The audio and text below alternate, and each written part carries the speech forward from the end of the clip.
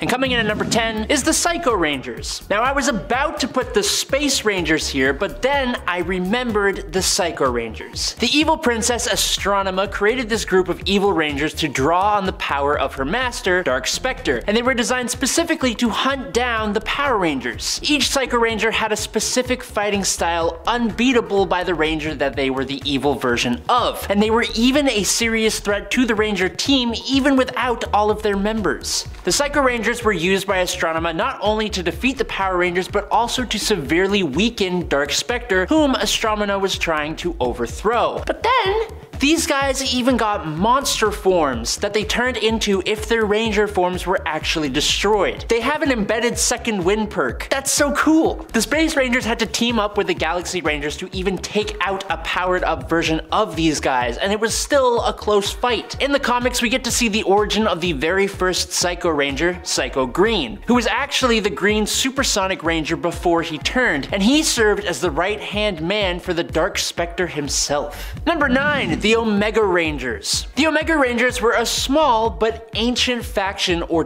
team that are specifically around to operate in the most dangerous and most remote areas of space, and they're powered by the classical elements of fire, water, earth, and air. Now originally the team was around many millennia ago on the Morphin Master's homeworld of Safe Haven, and they were originally composed of Bledsoe, the Red Fire Ranger, Apophy, the Black Air Ranger, the Purim, Yellow Earth Ranger, Haza, the Blue Water Ranger, and Spark, the Gold Sun Ranger. But Spark turned on his fellow Rangers, being taken over by the possibilities of having death-defying powers. And he became the Death Ranger, which, if you've seen our most powerful Ranger video, which you should, is one of the most powerful Rangers out there, even if he's evil. Despite that, the Omega Rangers were able to stop and imprison Spark, and they were also really cool. I really like them, and they're only in the comics, so check them out. Number 8, the Aquitar Rangers. During the 3rd season of Mighty Morphin's Power Rangers, these aliens who come from Aquitons filled in for Earth's original team of Rangers when they were turned into children.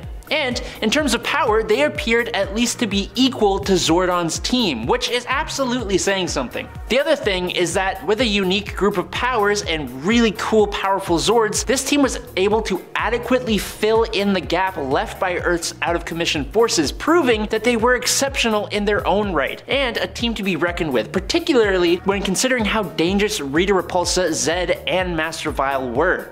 They held their own, and they came back to reappear in the comics, which was super cool to see. Also, they were the first team that came into Power Rangers lore that showed that the Rangers were not just contained to Earth. They basically opened up the whole Power Rangers universe, and that's too cool for school right there. If you guys are enjoying this list, or me as a host, or the overall vibe here, make sure to check out and subscribe to Top 10 Nerd. It's all just more of the same stuff for nerds like you and us. Number 7, Great Ring of Arakko. The Great Ring of Arakko is exclusively made up of Omega level mutants, which really tells you how much of a powerhouse team they would be. They are the ruling body of Arakko, which is the sister mutant island nation to Krakoa. In fact, Arakko and Krakoa are kinda like less siblings and more romantically tied.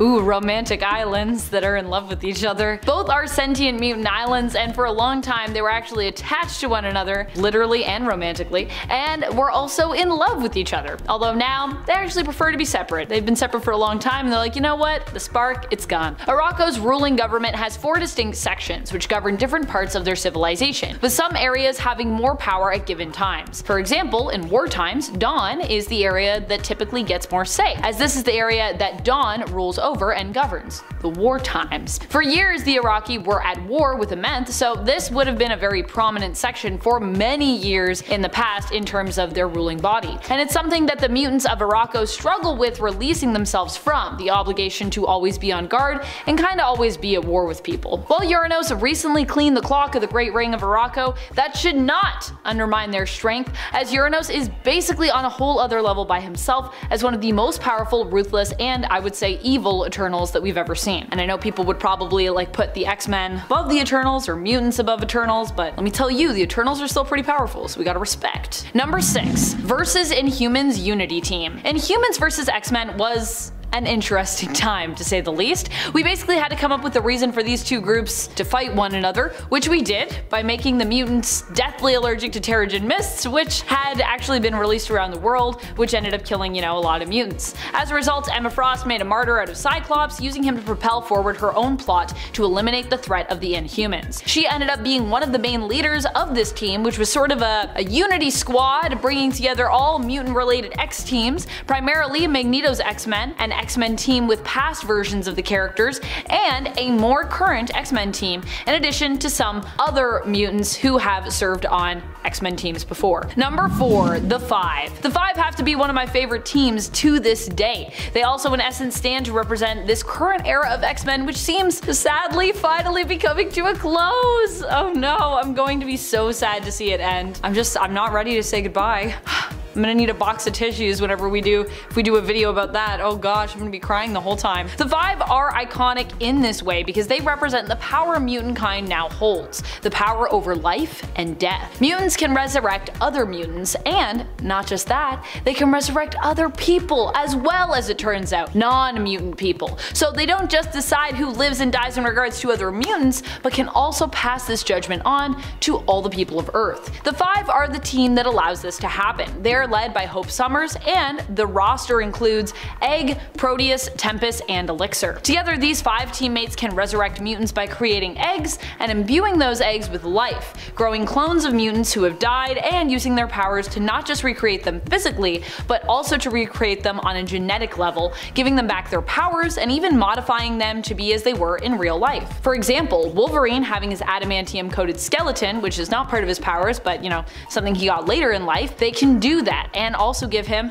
those sweet adamantium claws. In addition, the Five also use backups Professor X keeps on Cerebro for all mutants to restore their memories as well, so that they are in essence the same person who died recently. Although the question of what this means for their soul is still something that I think we're considering, and I wonder if that will have repercussions after we end this era. Who hasn't died? That's gonna be the real question. Who hasn't died yet? We should do a list on that. Number 3, Ranger Sentries. I feel as though some people are gonna hate this being put here because they aren't really technically a team. They're more like an army. The Ranger Sentries were essentially an army created by a corrupted and evil version of Tommy Oliver, the infamous and insanely powerful Lord Drakon. In the world of the coinless and alternate reality, Drakon created a whole army of humans who wore mass-produced Ranger armor. The Mastodon Sentries and their super cool black and white costumes acted as like the police force and the bulk of the army in this world. The pink Pterodactyl Sentries were the long-range sniper infantry and support for the Mastodons. The green Zeo Sentries were the mobile infantry, and they also had these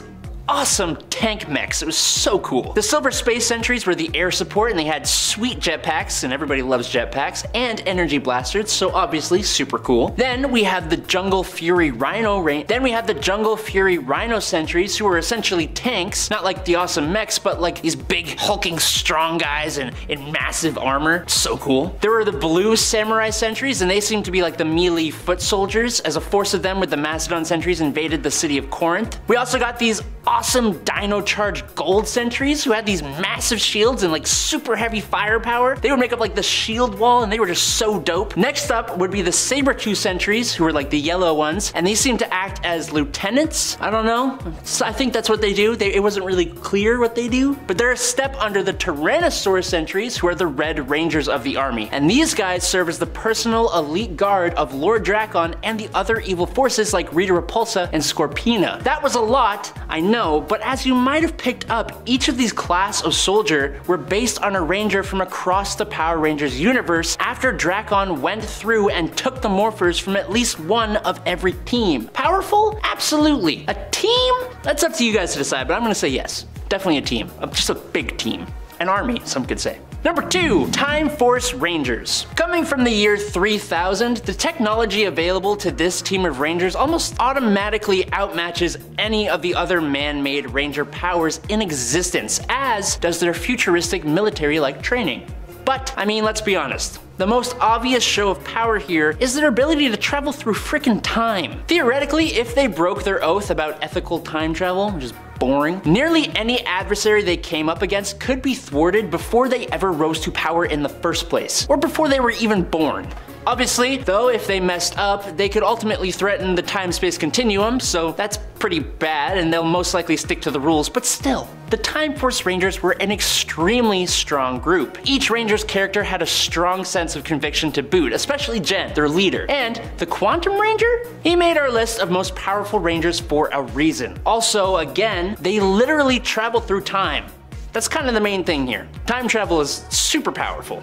And in at number 1, it's the Mighty Morphin Power Rangers. I'm sorry. They fought and teamed up with the Teenage Mutant Ninja Turtles and Godzilla, not to mention the Justice League. This group of teenagers with attitude went up against the witch Rita Repulsa, the head of an evil empire, Lord Zed, and even Rita's father, Master Vile. All villains who had enormous armies, resources, and raw magical power. As some of the most skilled fighters in the franchise, the MMPR team would jump headfirst into hand-to-hand combat. They had a slew of ever-developing and exponentially more powerful Zords and weapons to summon if the battle called for it. But best of all, if the Rangers were forced to retreat, their tremendous resourcefulness would kick in as they worked together to develop a solution, innovate new technology, or just go grab like a long-lost artifact to use, creating a strength where there was once a weakness. So, like, while other teams may have had better power sources and all that fun, fancy, extra stuff, this team always found a way to adapt, kind of like Batman. But they also have the most experienced group of Rangers, especially when we take their comic book counterparts into consideration. Jason Lee Scott, Zach Taylor, Billy Cranston, Trini Kwan, Kimberly Ann Hart, and of course, they had Tommy Oliver. Number 10, Gamma Corps. Not to be confused with Gamma Flight, the space program, or the other Gamma Flight, Alpha Flight training team. The Gamma Corps are actually made up of various different Gamma mutates, who basically were initially brought together to be used in hunting down the Hulk, believing him to be responsible for their fates and their mutations. They later learned, however, the truth and ended up turning on the Illuminati as a result. Team members included General Riker, their initial leader, Timothy Wilkerson, known as Prodigy, Gray, Griffin, Mr. Gideon, and Mess. While they were rescued by the Hulk from a Hulk AI and later depowered, I would say that at their height they could stand a chance against a more classic Avengers roster. And friends, before we move on to our next spot on this list, if you love what we do here at Top 10 Nerd, why not show us you love us by giving us a thumbs up? Number 9, Thunderbolts. The Thunderbolts might not be as good at teamwork in some cases, but they are definitely more interesting than the Avengers when it comes to their story, and despite being initially made up secretly of a group of villains led by Baron Zemo, the public even came to accept them as heroes. Over the years, their lineup has changed dramatically, and currently they are actually more of a mishmash of like less heroic folks and more heroic folks, although the fact remains that the Thunderbolts has always remained a more heroic, at least at heart, or at least anti-hero based team. One of their current members also happens to be Spectrum, aka Monica Rambeau, who is known for packing a punch. Number 8, Titans 3. Titans 3 is a group that is similar but different to another one I had on part 1 of my list. It is basically the Defenders, sort of, but also may predate the Defenders, I believe, in terms of their appearance. The Titans 3 only appeared in a couple of issues of Submariner back in the 70s, making their first appearance in issue number 34 and their last in issue number 35. This team was led by Namor the Submariner and was brought together to save the world, as many great superhero teams have been brought together in the past. Joining Namor were the Hulk and the Silver Surfer, so no Doctor Strange here, but still a very powerful team I think, even with only 3 of them. Coming in number 7,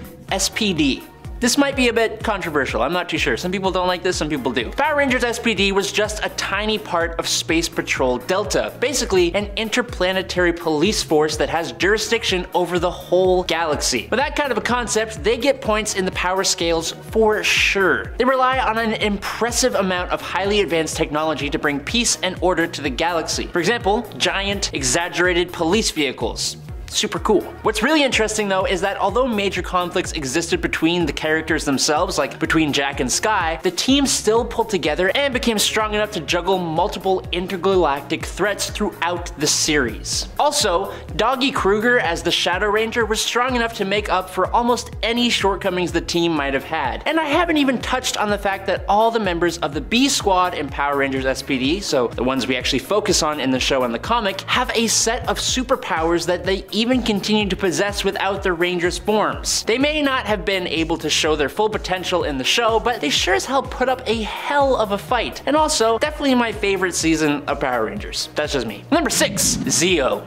They derive their powers from a magic crystal whose power keeps magnifying over time.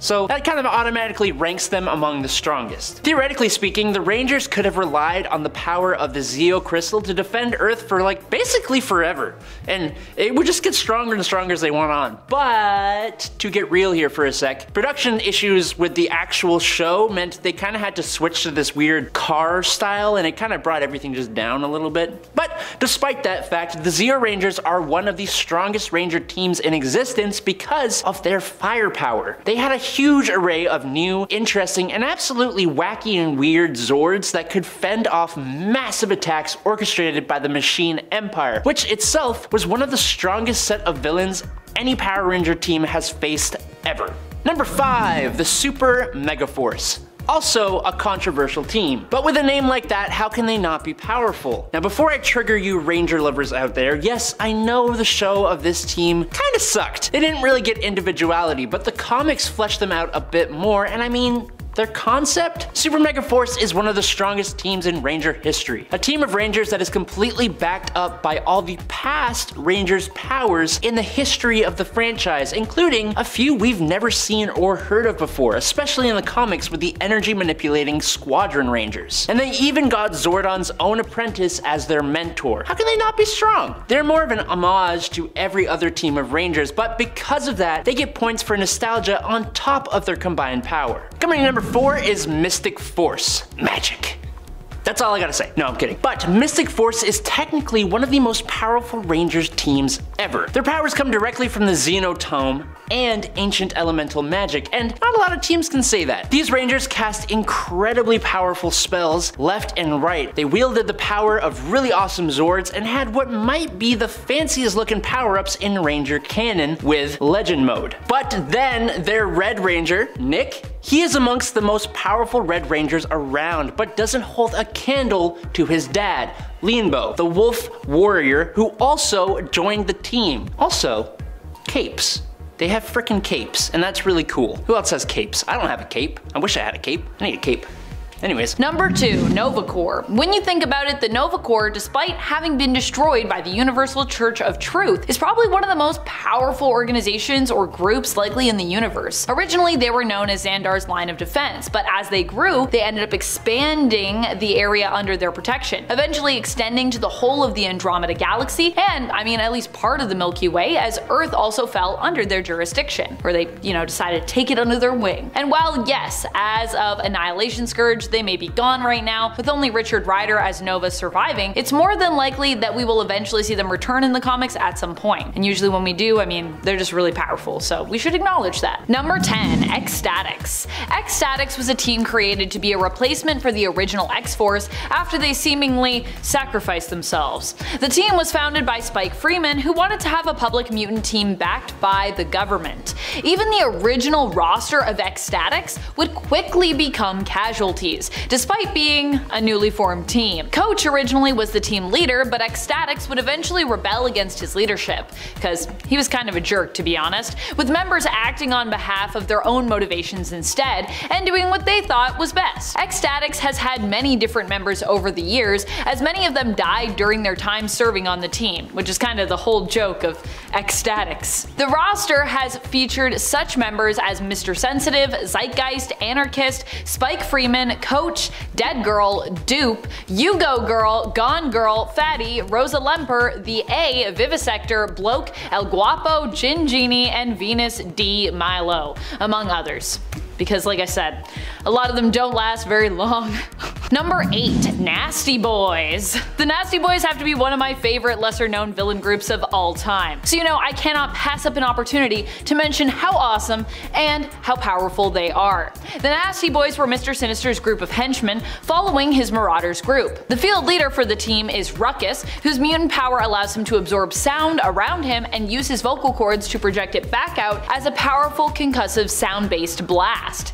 Initially, the Nasty Boys were used in a plot to kill the Scarlet Witch, and later on in a plot to kill Malice. Their roster has included such members as One Man Team, Multiple Man, Hairbag, Ramrod, Gorgeous George, and of course, Slab. Number 7. Star Masters. Probably not a team you get to hear about often, I'd think, on YouTube, so let me get you up to speed here. Star Masters were brought together by the accusation that Quasar was guilty of murder, having believed to have massacred basically a bunch of people on a starship. Those that made up the team were the ones who believed him to be innocent. I also just love Wendell Vaughn and feel like we don't really get to talk about him too much on the channel for how powerful he is. Probably because Wendell, aka Quasar, isn't super prominent in the comics anymore these days, especially not Wendell as Quasar, because now we also have Avril. However, Wendell has appeared in the Guardians of the Galaxy series in recent years. While Quasar was obviously on the team, so was Beta Ray Bill, Silver Surfer, Morphex, and Zenith. After Quasar was proven innocent, the team became more focused on maintaining peace throughout the cosmos. Basically, like OP cosmic peacekeepers, which I also just love as a team idea. Number 6. Transformers. Well, it's weird to think of the Transformers as a Marvel team, since, you know, they are with Hasbro. Marvel also happens to be the place where they kind of got their comic book start. And recently, IDW did lose the rights to the comics for Transformers. Although it's lucky for Marvel, and I do love their work, it is a little sad because I was also actually interested in the IDW Transformers stuff, which I guess I could go back and read. Or well, I guess they can't reprint it, so I'd have to find old stuff. Oh well. I'm sure there's still lots of awesome stuff in store in the future for Transformers comics, no matter who the rights belong to, because they're just a really cool property. And either way, the team will remain unstoppable. I'm still waiting for an Avengers vs Transformers event, so hopefully that is something we could also see in the future. Number 5. Multiversal Masters of Evil. The Multiversal Masters of Evil were actually powerful enough to defeat the Avengers. So this one, actually the proof is in the pudding in this case. The Multiversal Masters of Evil were actually powerful enough to defeat the Avengers, or rather the Avengers of 1 million BC, aka the prehistoric Avengers, but still, even when they went back in the day, the first Avengers were still some of the most powerful people on or off the planet of Earth, so I feel like that's still really impressive. I know before, in part 1, some people in the comments wanted to know which Avengers team we were comparing these other teams to. We're like, how can you compare them if you're not telling us the parameters, Amanda? Well, you know, I don't really have a lot of time to go through the parameters, but what I will say is I'm more thinking of these teams in comparisons generally speaking. So, meaning any and all versions of the team can really be contrasted to each other. No specific parameters per se, although I am leaning more towards like classic Avengers, I guess when I'm thinking of it. These are more teams that would just be considered more powerful than at least one of the Avengers rosters. And we already know the Multiversal Masters of Evil succeeded there because they already beat the prehistoric Avengers. The Multiversal Masters of Evil are different from the standard team, and they actually include Doom Supreme, King Killmonger, Black Skull, Dark Phoenix, Ghost Goblin, and Kid Thanos. Number 4. Squadron Supreme. Squadron Supreme is kind of like Marvel's version of the Justice League. And I know what you're thinking, but wait a minute, Amanda. I thought the Avengers was like Marvel's version of the Justice League. Well, yes and no. The Avengers team doesn't really have powerhouses in the same way as the Justice League does, and Squadron Supreme kinda does that a little bit better than the Avengers does, if we're comparing. Marvel even went so far as to rename the alternate reality version of them that also appeared in 2021's Heroes Reborn event the Squadron Supreme of America. Get it? Like the Justice League of America. Their ranks typically include Nighthawk, Dr. Spectrum, Blur, Hyperion, and Warrior Woman or Princess Power, whatever name she's going by, aka Zarda Shelton. She goes by both, depending on which version of her we're talking about. Number 3. X-Terminators. Another secret powerhouse team that is one of my all-time favorites, and which I don't think we give enough love to on this channel, is the X-Terminators. This team was primarily made up of young mutants who were saved by the earlier incarnation of the X-Factor team, back when that was a government-funded team and was kinda like the X-Men, the old X-Men reformed again. Standout members for Exterminators throughout the years have included Rusty Collins, aka Fire Fist, made popular by his very different but memorable appearance and adaptation in the Deadpool film franchise, Cable, Boom Boom, Richter, Whiz Kid, Lila Cheney, Cannonball, and of course, in the more recent team roster, Korra of the Burning Heart from Morocco, who is also so cool. The Exterminators first appeared in the 80s in their own self-titled series. Number 2. The Sisterhood. One of my favorite lesser known but immensely powerful teams in the Marvel Universe is the Sisterhood, also known as the Sisterhood of Mutants. Part of the reason why they're referred to as just the Sisterhood, though, is that technically not all of their members are mutants, so don't be confused by the name. However, all of their members have been women who are or have generally been acknowledged as supervillains, though not all of them even are supervillains, so yeah. The team was founded and led originally by Madeline Pryor. Throughout the years, members have included Lady Deathstrike, Selene Gallio aka the Black Queen, Typhoid Mary, Lady Mastermind, the other female mastermind named Martinique, Psylocke, Quanon, Spiral, Enchantress, and Brightco. Number 1. God Squad. The God Squad is about as powerful as they sound, but still, they remain one of the lesser known teams in the Marvel Universe. I was kinda hoping we'd get like a God Squad reference in Thor Love and Thunder, but sadly, no God Squad. Maybe that was one of the things that got cut, who knows.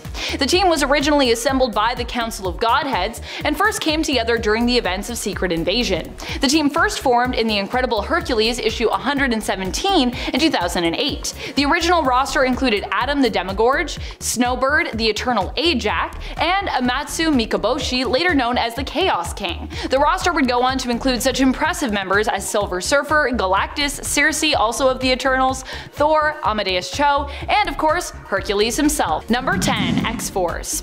X-Force is known for being one of the most ruthless mutant and X-Men related teams in the comics. It was initially more Cable's team and was used like a sort of time police force to remove threats to the timeline. However, as time went on, the name became repurposed and is now more associated with someone like Wolverine, known for being a sort of mutant black ops team, usually that he leads. Currently, Krakoa is equivalent to America's CIA, and in fact very currently, as of right now in 2022 at the time of this recording, the team is more Hank McCoy, Beast's team, which has recently moved out of the shadows, with Beast deciding to no longer basically hide all the morally questionable, super shady decisions that he's been making to eliminate threats and keep Krakoa safe. Although sometimes it seems like his true aim may actually be something more sinister, because it is an interesting way of trying to keep people safe. And friends, before I move on to my next spot on this list, if you love what we do here at Top 10 Nerd and you love the X-Men, then we have a playlist for you. It's our X-Men playlist. Go check it out and you can watch all the X-Men content that we've done.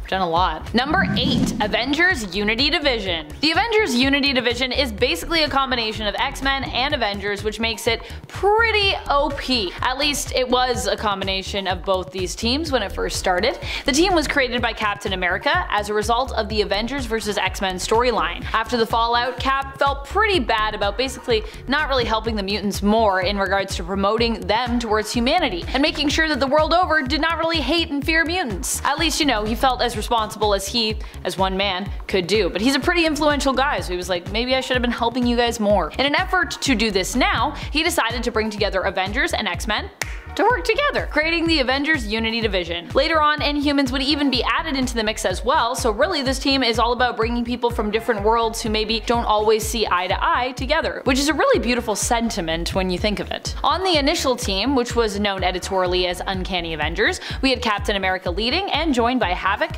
Thor, Rogue, Scarlet Witch, and Wolverine. Rogue and Scarlet Witch were an especially challenging combination of characters to have on this team, as Rogue vehemently hated Wanda for what she had done to mutants during House of M, and saw her basically as a villain. In fact, most mutants did at that time, so this was in general a powerful team on paper, but one that also came with a lot of issues and a lot of baggage, to be honest. Of course, that's what makes it so interesting to read, right? We're here for the drama. Number 7. Power Pack. The Power Pack is a team who many see as being less powerful or strong because, well, they started out as kids. But we've seen from looking into the future the potential for this team and its members when it comes to their power levels. And just because it's a younger team, it doesn't mean that they don't deserve your respect and don't deserve to be hyped, especially since they were created in part by one of the Marvel greats, Louise Simonson. The Power Pack first appeared in their own series in Power Pack issue number 1 in 1984 and were created by Simonson, June Brigman, and Bob Vychek. The team members include the Power Siblings, Alex aka Zero G, Katie aka Energizer, Julie aka Light Speed, and Jack aka Mass Master, and have also featured Lord Kofi Whiteman, cousin to the Alefire Whiteman, who first bestowed powers on the Power Siblings, and of course Franklin Richards, who was also on the team for a little bit. Number 6. Hellions. I feel like this is a list that really was made for me specifically to talk about because I just love gushing over teams and characters who are lesser known but still are so amazingly strong and deserve to be acknowledged. Case in point, the Hellions. The Hellions is a team that originally started out as Emma Frost's own mutant team and more recently was given over to Mr. Sinister to manage in terms of the team title. Technically these are kind of like two different Hellions teams, but I like to acknowledge all the history of a team name because I think that's important. Just like we have two Marauders that are quite different, but the Marauders' name is still connected to both, if that makes sense to you. On Krakoa, Sinister's Hellions was made up of the more volatile mutants on the island and was intended to act as sort of a rehabilitation group for them, where they could work out their frustrations via less desirable or perhaps marketable missions. The most recent roster included Psylocke aka Quanon, Nanny, Orphan Maker, Grey Crow, Empath, Wildchild, and Havoc. And honestly, I miss them so much. Please bring the Hellions back. It ended really sadly and they deserve better. Number 5. Agents of Atlas. Agents of Atlas is another team that really deserves more love and respect just based on its leaders and its roster. It's filled with powerhouses, whether we're talking about the original team or the Asia-based team, and currently the leader of this team I believe is Jimmy Woo, my guy. I love Jimmy Woo in the MCU and in the comics. The character has actually been around since the 1950s, so yeah, been around for a while. Members for Agents of Atlas have included Shang-Chi, Miss Marvel, Namora, Venus, Uranian, who was once known as Marvel Boy, Arrow, Io, Giant Man, White Fox, Swordmaster, and Silk. Number 3. Extinction. The Extinction team truly is a scary one. They were around at a time when the Phoenix Force was believed to be returning to Earth. It was thought that the Phoenix Force wanted to merge with mutant messiah Hope Summers and have her act as its host. While the X-Men were more optimistic about the Phoenix's return, the Avengers were not so optimistic. As a result, the mutants deployed their own team to fight against the Avengers, but which was initially also created to defend the mutant island of Utopia and, honestly, the world against extinction level threats. Hence the name, the Extinction Team, you know what I mean? The Extinction Team included Cyclops, Magneto, Namor, Storm, Dagger, Magic, Hope Summers, Emma Frost, and Colossus. Talk about a powerhouse lineup. Never mind the Phoenix Force, this team in and of itself seems frightening enough to justify the Avengers' concern, assuming they don't trust the mutants having power, which, while at times both teams have been allied, has always seemed to remain a bit of a touchy subject to the Avengers, who have a history of not playing well with other major superhero teams in the Marvel Universe, to be honest. In fact, they also even have a history of not playing well with each other within their own team. So yeah, me just throwing shade at the Avengers. Number 2. The Phoenix 5. 5 seems to be a magic number when it comes to the mutants. While the 5, as they are simply known, are all about life and resurrection, the Phoenix 5 have the potential to just straight up destroy worlds. Or I suppose they could also save them, if they can avoid being corrupted by the Phoenix's power, that is. The Phoenix 5 are what some members of the Extinction Team become after the Phoenix Force arrives on Earth. During a fight with the Avengers, the Phoenix Force is split into 5 pieces when Iron Man attempts to destroy it. These pieces end up merging with 5 hosts, creating the team we know as the Phoenix 5. Of the Extinction Team, Cyclops, Emma Frost, Namor, Magic, and Colossus are the ones who end up as the Phoenix's hosts, dividing the team. While initially the members of the Phoenix 5 attempt to use their newfound power for good, they all end up kinda getting corrupted, with other members also stealing their power until it is all combined into one host, ending with Scott Summers aka Cyclops. We all know how that went. Professor X ended up as a dead guy. Number 1. X-Men. Obviously one of the best and most powerful around has to be the X-Men. I mean, come on. Of course I'm gonna pick the X-Men. I mean, is it too obvious? I don't know, but it's true. And I would say we've actually had one of the best X-Men rosters in recent years, with the previous roster that included Jean Grey, Cyclops, Synch, Lara Kinney's Wolverine, Rogue, Polaris, and Sunfire. While the team has had many different rosters throughout the years that have been standout, Jerry Dugan's team was pretty stacked, especially when you consider you have two people that can use other people's powers, one of whom can sync with anyone else on the team. And the current team as well is also fairly stacked, especially with Bobby returning to the main X-Men team and him being a pretty unstoppable force as an Omega level mutant. I mean, honestly, I think Iceman, if he was just a team, he could be a one-man team. That's how powerful he is. If we also considered amassing all the X-Men that had ever served to make one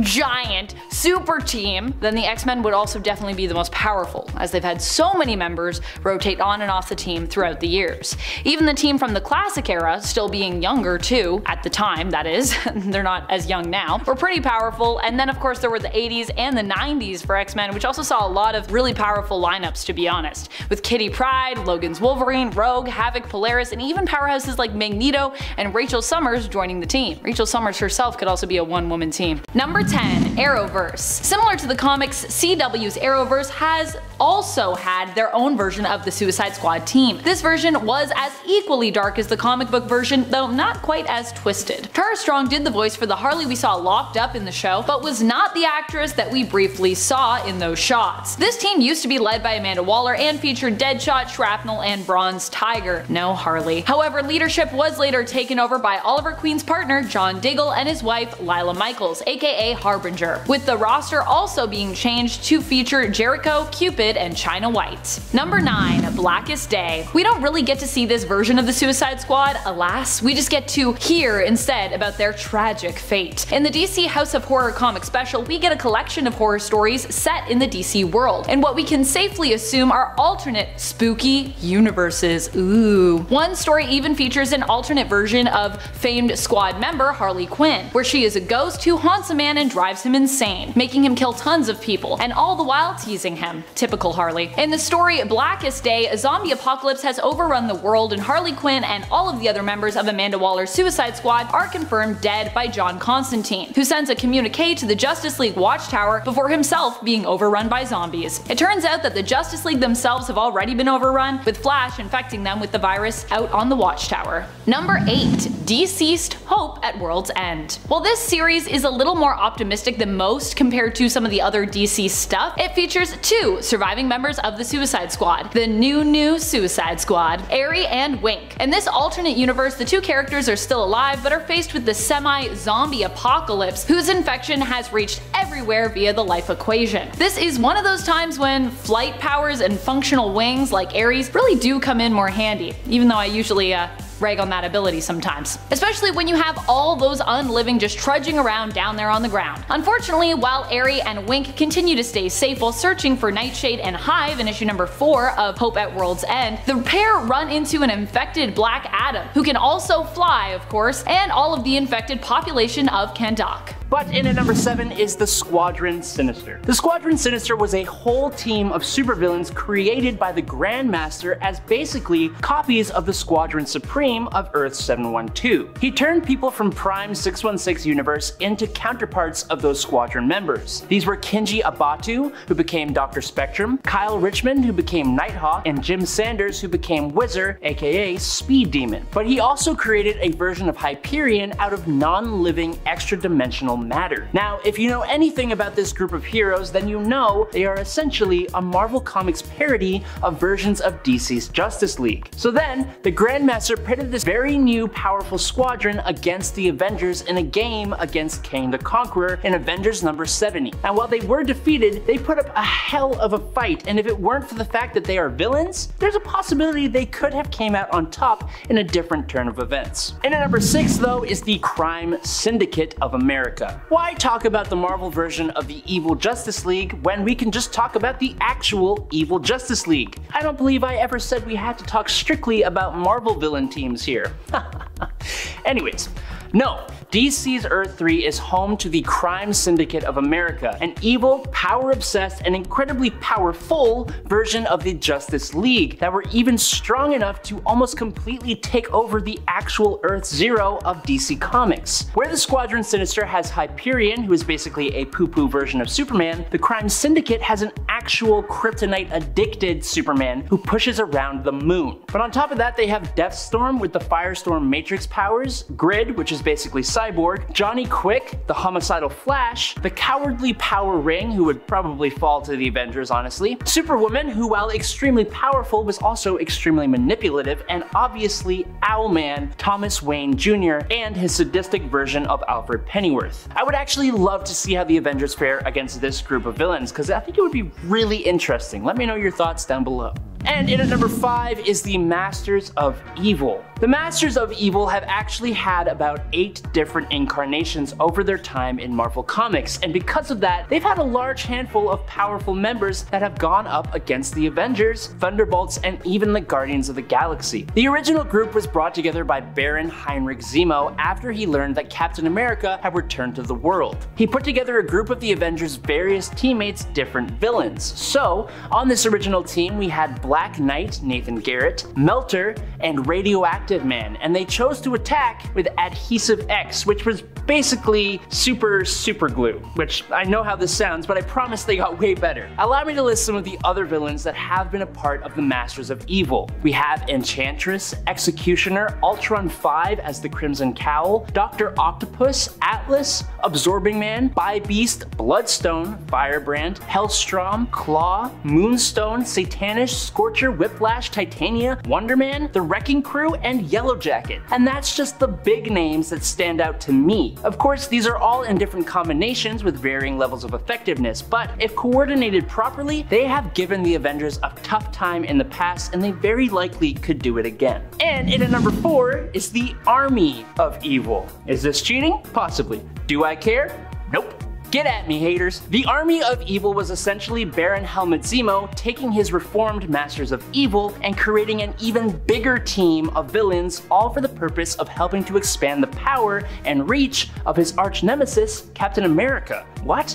Yes, this wasn't the Captain America we are used to. This was an evil, twisted version of Captain America who was loyal to Hydra thanks to the Red Skull and his use of a sentient cosmic cube named Kobik. And that was only because Marvel decided to make Steve Rogers loyal to Hydra and then realized that no one wanted that. This Army of Evil consisted of Zemo and the current Masters of Evil alongside Absorbing Man, Baron Blood, Blackout, Blue Streak, the Circus of Crime, Count Nefaria, Cyclone, Dragonfly, Pharah, Graviton, Grey Gargoyle, Gypsy Moth, Hobgoblin, Jack-O-Lantern, Kraven the Hunter, Lady Bullseye, Living Laser, Madame Menace, Mr. Hyde, MODOK, Nitro, Regent, Scorcher, Serpent Solutions, Squid, the UFOs, Whirlwind, Wizard, and Yellowjacket, and they were sent to attack Midtown Manhattan to lure out America's superheroes, where Zemo would then use the Darkhold to trap the island in Dark Force. Number 3, Arkhamverse. Recently, we have gotten another look at the Arkhamverse with the new Suicide Squad game. The Suicide Squad Kill the Justice League. The new game was confirmed as being part of the established Arkhamverse and features Suicide Squad members Harley Quinn, King Shark, Captain Boomerang, and Deadshot, taking on one of their darkest missions yet. Amanda Waller has instructed Task Force X this time around to take down the Justice League. Which means, yeah, somehow this group of misfits is going to have to try and take down heroes like Superman and Wonder Woman. Yikes.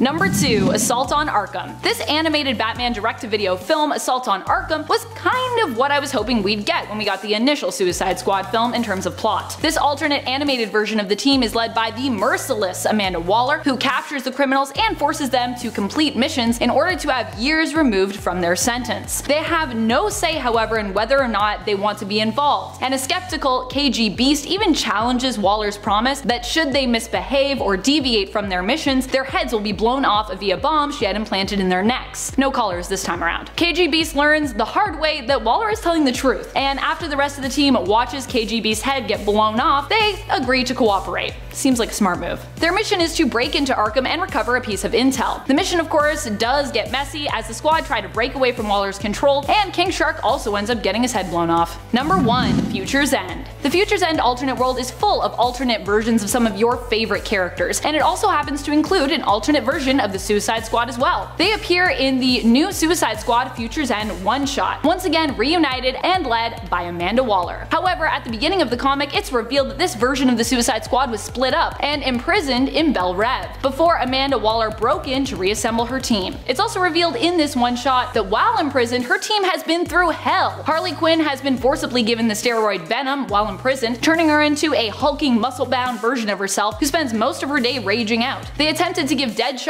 a gun for an arm, amputating one of his arms and attempting to replace it, which didn't work, and Black Manta had his brain fried after they downloaded Deathstroke's fighting skills into his brain. Number 10. Catwoman. Okay, so let me start off by saying, I know Catwoman isn't always a straight-up supervillain. She has played both sides, but, you know, overall she sometimes is considered a villain, and so, you know, it's always interesting to see her and Batman whenever they decide to team up and put whatever differences they had aside and work together to stop a common threat. Of course, this relationship ended up turning into something much, much more, and the two of them even almost got married. Number 9. Ocean Master. This one was very brief, but still pretty interesting, and I wonder if it'll be something that will ever be explored more on screen once Aquaman 2 ever comes out to theaters. But in the comics, Arthur and his half-brother were forced to work together to stop someone called the Scavenger. He was looking for a device that would grant him immortality, but in the process, it destroys the ocean. So in order to stop that, Aquaman and Ocean Master join forces to stop the Scavenger.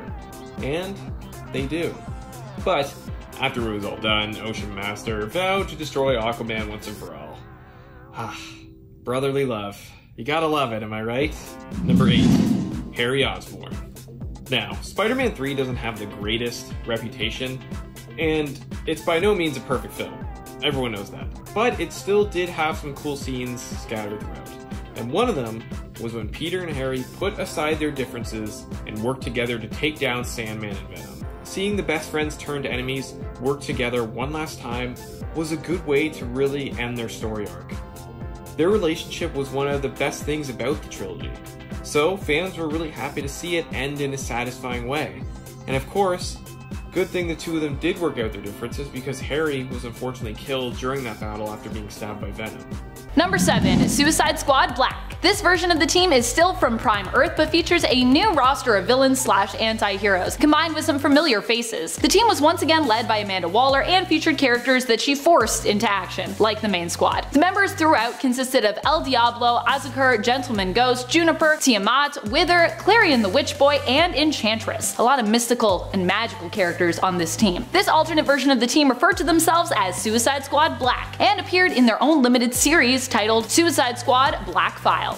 Number 6. David Ayer's Suicide Squad. Ayer's version of the Suicide Squad in the DCEU featured many familiar and recurring faces when it comes to the squad's members. Led by Amanda Waller, the team featured Harley Quinn, Deadshot, Enchantress, El Diablo, Captain Boomerang, and Katana. Not only was the film dark when it came to exploring the origins of many of these characters, their struggles, and all they had suffered through to become the villains they were today, but it was also dark because of the fact that Enchantress almost succeeded in kind of taking over the world. In the end, the Suicide Squad did manage to save the day, but had to eliminate Enchantress and the innocent June Moon, whom she possesses. Number 5. James Gunn's The Suicide Squad. Gunn's The Suicide Squad will actually be a soft reboot of the former team. His team and his feel of the Suicide Squad will likely be a lot different than Ayer's, although it still seems to have plenty of that Suicide Squad chaos that most fans enjoy. This time around, the team has a lot more members, reminding us once again of why exactly the team is referred to as the Suicide Squad, despite having the official government name of Task Force X. Because at any point, anyone can die.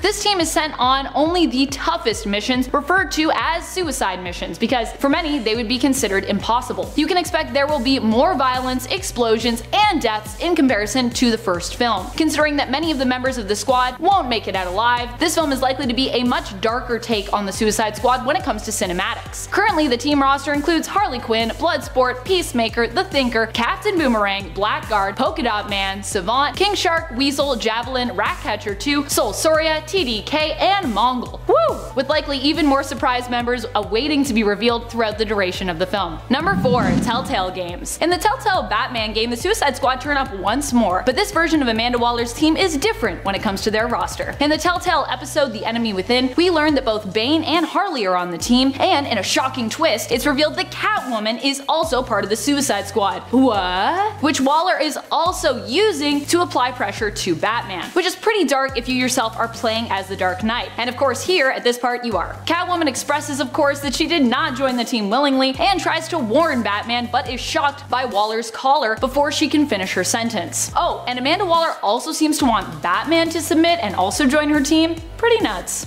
Number 3. Kingpin. In one of Daredevil's greatest stories, Matt Murdock is sent to prison and everyone knows he is Daredevil.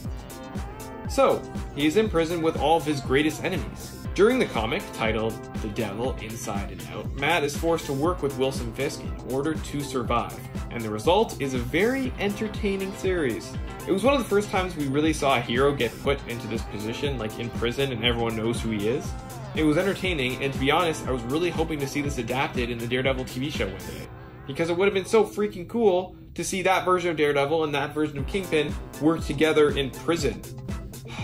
But now, that will probably never happen. Still, pick up the comic if you haven't already, it's a really good read.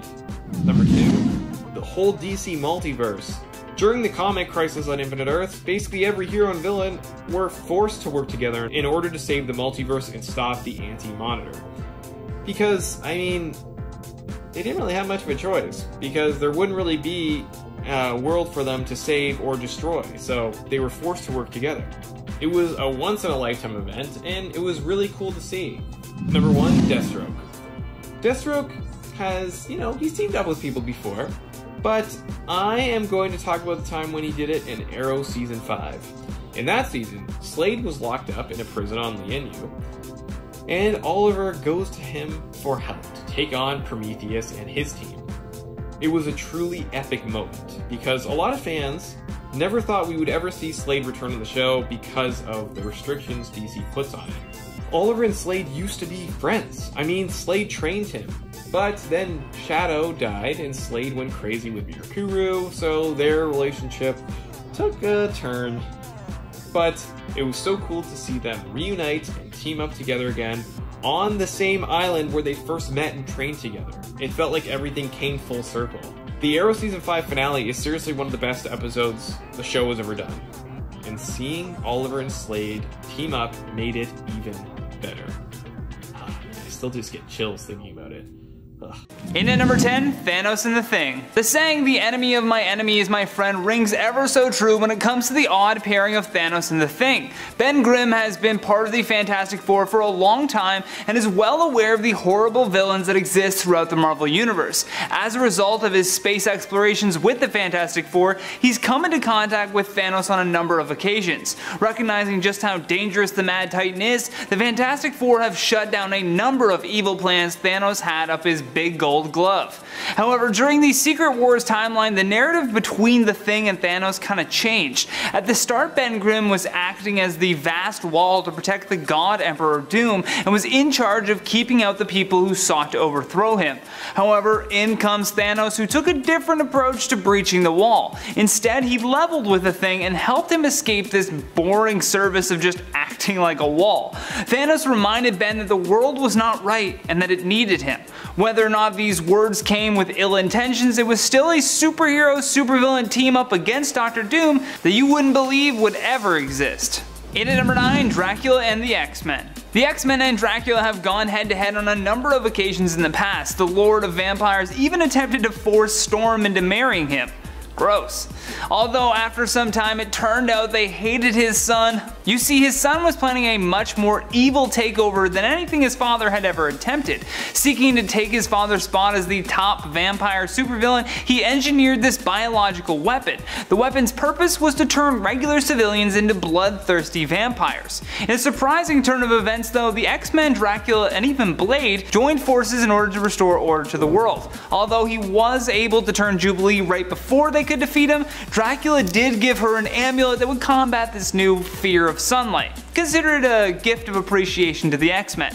Still an unlikely team up. In at number 8, Nova and Carnage. During the event known as Axis, the Uncanny Avengers were attempting to stop the Red Skull who had stolen Charles Xavier's brain. I know, gross, right?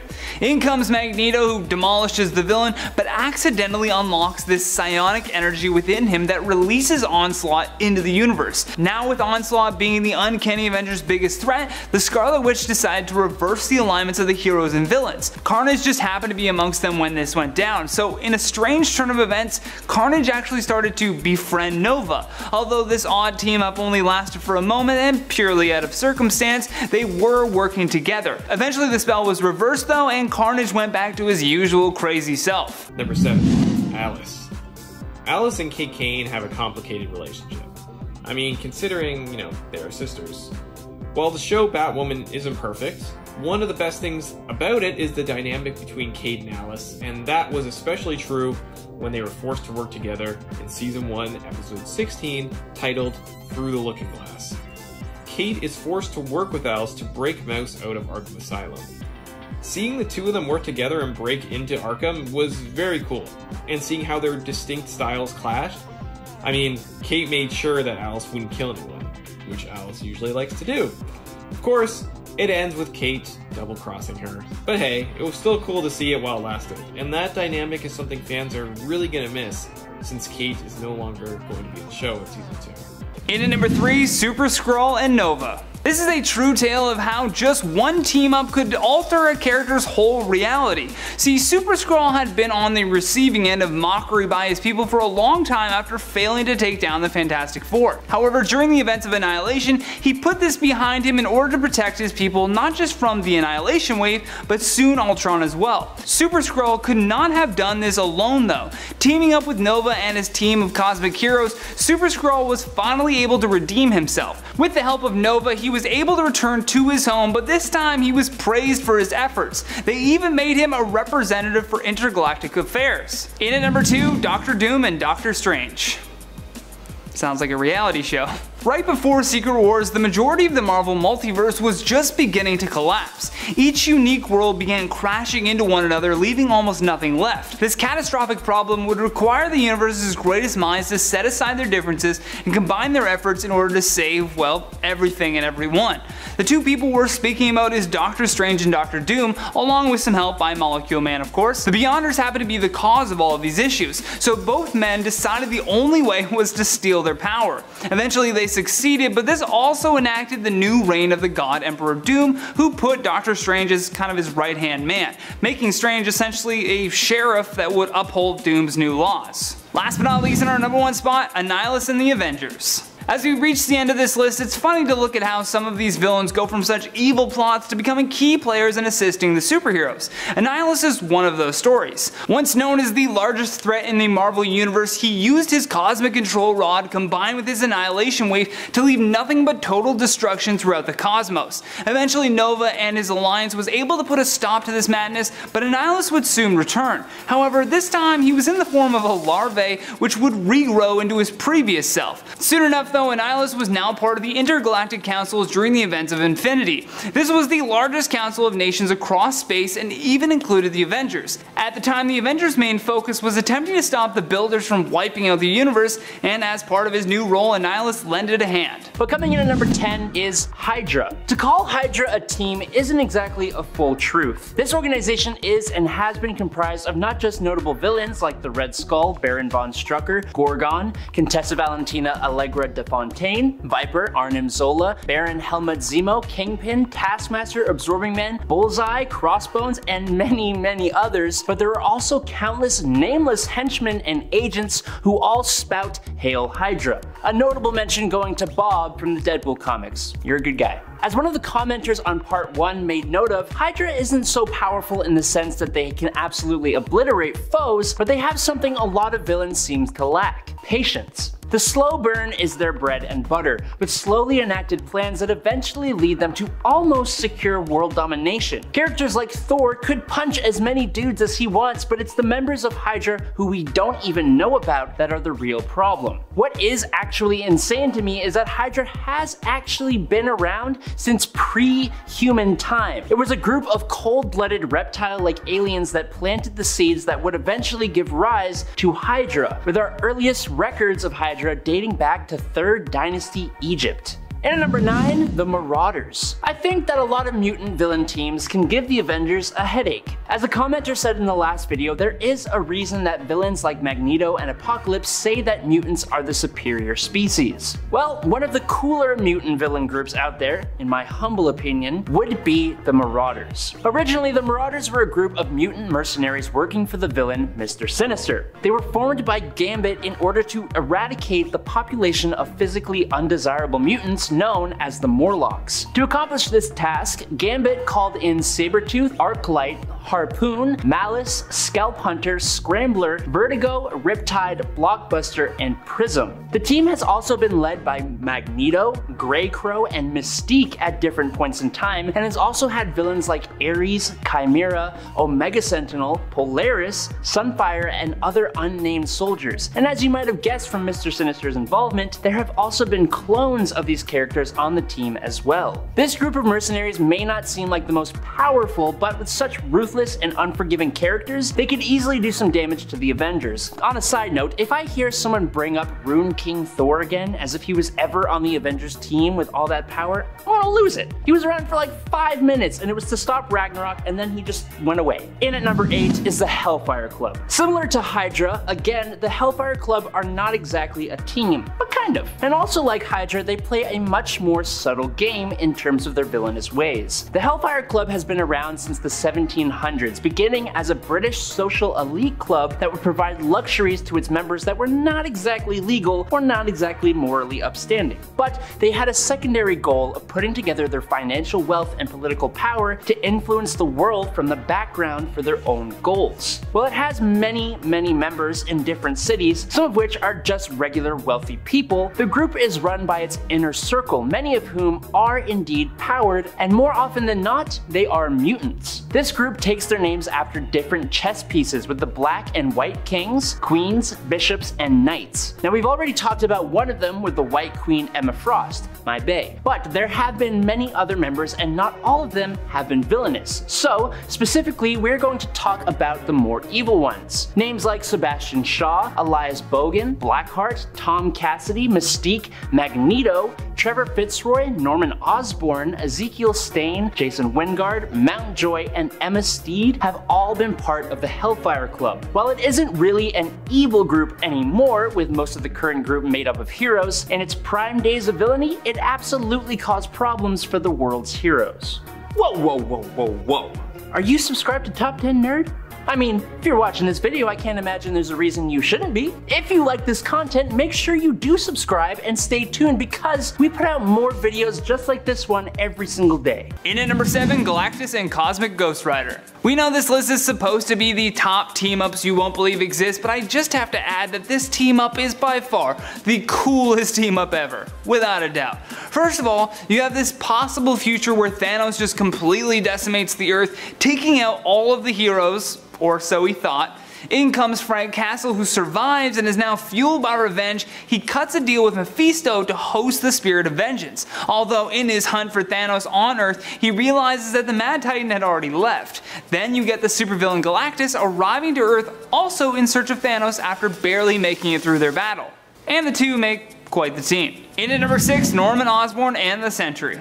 This is a team up again that only really occurred out of pure circumstance. When learning about the details, you actually really start to sympathize with the Sentry and his inner struggles. After the final battle of the Secret Invasion, Norman Osborn swooped in, dispatching the Skrull Queen to be viewed as a national hero. Now with this prominent position in the public eye, he was made the new director of S.H.I.E.L.D. In this position, he formed what was known as the Dark Avengers. The majority of the team was comprised of villains, with the Sentry being one of the few superheroes who agreed to stay. You see, Norman had convinced Bob Reynolds that he understood his internal battles with the Void. Not only did he show the Sentry compassion, but he promised that he could help him keep control over it. In at number 5, Hank Pym and Ultron. Standing as one of the definitely more unique hero-villain team-ups, Hank Pym viewed his creation of Ultron as one of his greatest regrets, and after the events of Rage of Ultron, both Hank and Ultron had merged with one another.